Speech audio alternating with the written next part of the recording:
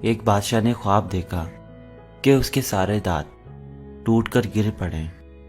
بادشاہ نے ایک مفسر کو بلوا کر اسے اپنا خواب سنایا۔ مفسر نے بادشاہ سے کہا، بادشاہ سلامت، اس کی تعبیر یہ بنتی ہے کہ آپ کے سارے گھر والے آپ کے سامنے مریں گے۔ بادشاہ کو بہت غصہ آیا اور اس نے مفسر کو قتل کر دیا اور پھر ایک اور مفسر کو بلوایا۔ بادشاہ نے اس کو اپنا خواب سنایا۔ مفسر نے کہا، بادشاہ سلامت، آپ کو مبارک ہو۔